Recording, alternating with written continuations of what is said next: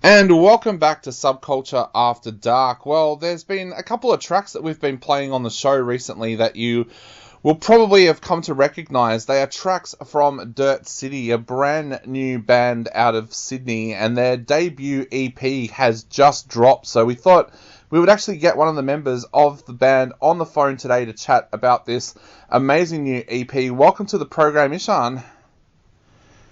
Thanks very much, mate. Glad you're enjoying it, and thanks for having me. Now, no worries. Now, first of all, let's go back a little bit. Dirt City, you guys are all experienced musicians in the Sydney scene. How did this band come together? Yeah, so a little while ago, let's say probably 4 years ago, pre-COVID, I was playing in a metalcore band, and it was metalcore slash gent band, actually with Warren, our singer. And just realizing that I wasn't into that metalcore gent sound anymore, that really tight percussive thing where you have really high gain amps and everything's quantized and everything's perfect and everything's auto corrected, and to me it sounds pretty robotic, and so kind of railed against it, and I thought, let's just change something up.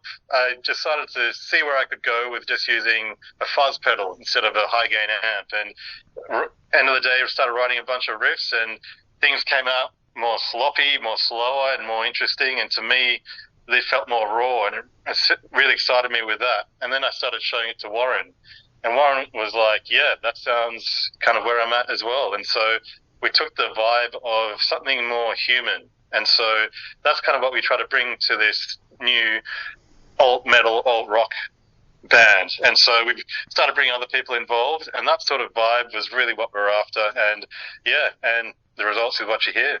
Definitely. And did you have any goals going into this EP? Because it sounds like you guys wanted to create something pretty special with this EP. Did you have any goals that you'd talked about as a band before you went into it?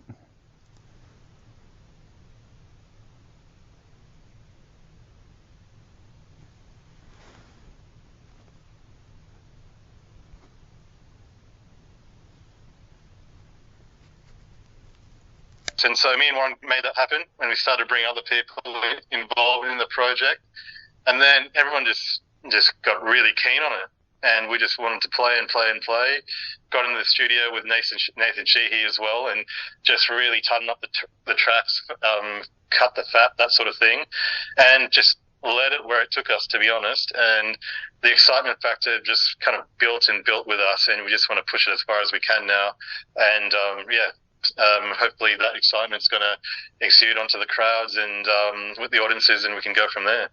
What was that journey like, just seeing where it goes? Like, it feels like the music took you guys into some pretty special places. How did it feel when you first started to work on these tracks and they started to come out and sound the way that they do? Yeah, to be honest, the most amazing feeling is when we were in the studio with Nathan. Had these tracks kind of demo stage, and went into pre-production with Nathan, and we just chopped and changed, added a few things here and you could really see it come to life because the riffs were already there, but we really freshened it up and put it into this new sphere of, it wasn't, it's got a lot of similarities to what you've heard before, but this new sheen, this new layer of, I guess, what we all bring to the music really shone through, and the excitement really came on. It was the feelings of, wow, this is really something now. It's not just a bunch of riffs and vocals on top. We've tried.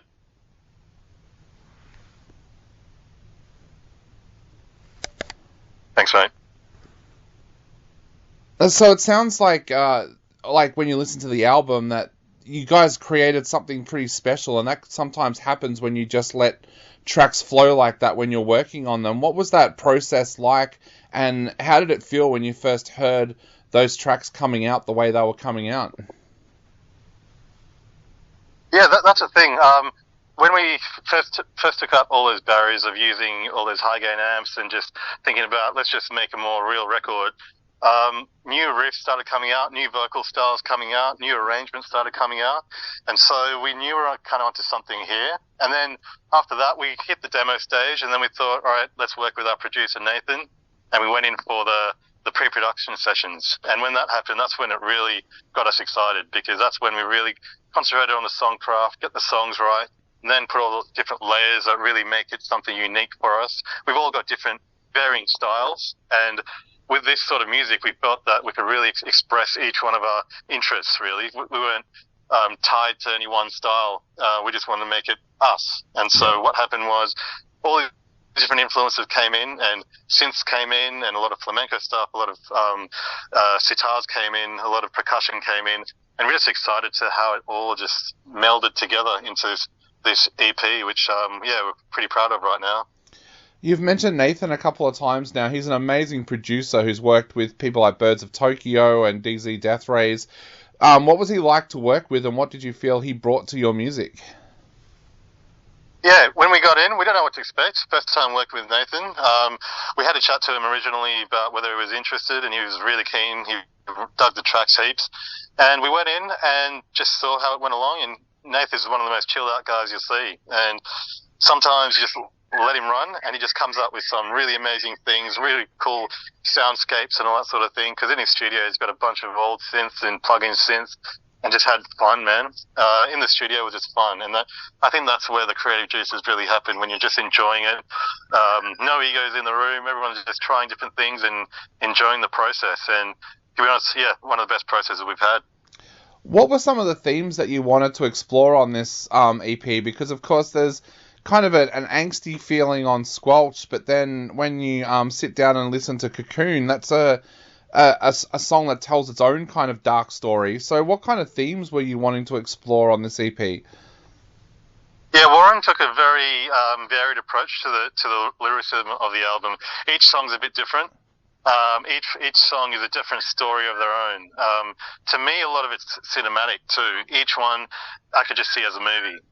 There's a big plot lines happening, big interesting journeys happening, and also it goes into some personal stuff as well, which is really interesting with Warren as well. And the way he likes to write, he likes to give a direction with his storyline, but doesn't like to give a direct specific storyline. So it allows all listeners to interpret how they want, bring it into their lives, and see where they can go from there. But overall, with the music as it is, he liked the sinister vibe of it. Whichever parts we were doing, there's a lot of sinister areas, and so he brought that along with a few different horror themes here and there, and also a few different really impressive dramas that fit into a song too. So it's a lot of fun hearing how he developed it all. Definitely. You mentioned before about letting songs flow and doing things a little bit differently. When you sit down and listen to Death in the Desert, the Middle Eastern percussion really, really strengthens that song. Where did that idea come about to use that percussion, and what was it like when you first started to experiment with it? Yeah, it's a funny thing because I'm Sri Lankan by heritage, and I've heard sitars and tablas and all that sort of thing my whole life. And usually people say that sitars and tablas is a happy instrument or happy instruments, but to me, there's always something. I always thought there's something sinister about it, something evil inside there, and really want to explore that. And with Middle Eastern scales, as many people know, when you put that on top of Western music, it really gives that sort of dark, evil sound, sinister sound as well. And so what I did was, really try to explore where we could go with that. Not as we talked about before, just let it flow and just see where these sorts of textures take you. And so the more and more we played with it, it impacted the vocal lines, it impacted the structures of the song, and all across the board, we felt those sorts of interesting world music aspects really take it to a different place. And I think world music has got a big place in metal, which isn't explored enough, in my opinion. And so we did it with that song. And also we have a song called Clickhole, which has a big percussive flamenco section as well. And again, to me, the flamenco guitar has a lot of dark, evil elements to it, and we tried to explore it there as well. And so all these world influences, thought there's a big opportunity to try and put that in this album, and that's where we went. Definitely. Now, you've also got a Billie Eilish cover on there as well with You Should See Me in Crown. That is an amazing cover that you guys do. What made you guys choose that track, and what was it like sitting down and covering that? Thanks so much. Yeah, to be honest, I've never listened to too much of Billie Eilish. I think Crown was one of the big tracks, and I heard it on the radio, on Spotify, or something like that, and I heard it a few times, and I was thinking, this is a dark song. Billy took it in a way where she made it dark in a very subtle way, but to me, I could hear, if you took this to the extreme, it could be a real good industrial metal song. And so I had a chat to Warren about what we could do with this, and we came up with a few ideas on how we could make the guitars sound industrial, but also fit the inherent nature of the song, which is dark and sinister in my opinion as well. And so we took it from there, industrialized it, push it to the extreme and not keeping it subtle. And so, yeah, and really happy with how it turned out. And to be honest, when we first went into the studio, we weren't thinking of releasing this track. We were just thinking 5 originals, let's just see how we go. And then we played it to Nathan, and he was very impressed, and he said, guys, you got to do something with this. He turned around and produced and mixed it further, and the end result was what you hear. And yeah, really happy with how it turned out. Definitely, it is an amazing track. And I guess to kind of start wrapping up our interview, now the EP is out, what have you guys got planned next? Are you hoping to get out there and do some shows?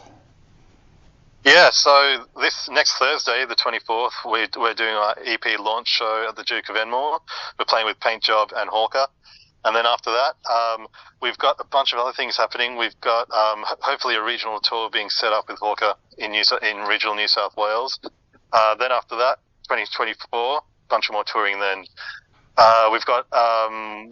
An interesting thing is that we've played these songs with acoustic guitars too, and we found it sounds really good unplugged. So we're going to release an unplugged version of all this and a video that comes with that too. So a bunch of content to come and interesting things for rest of the year in 24. Awesome. Well, mate, to finish off, what would you like to say to people who are about to sit down and take a listen to this amazing EP? Well, I would say go on a car ride with it. You'll enjoy it start to finish. Lots of interesting elements there, lots of familiar elements. If you like hard rock, if you like alt rock and industrial music, you'll find something special in here. And enjoy the vocal hooks and enjoy the ride, really.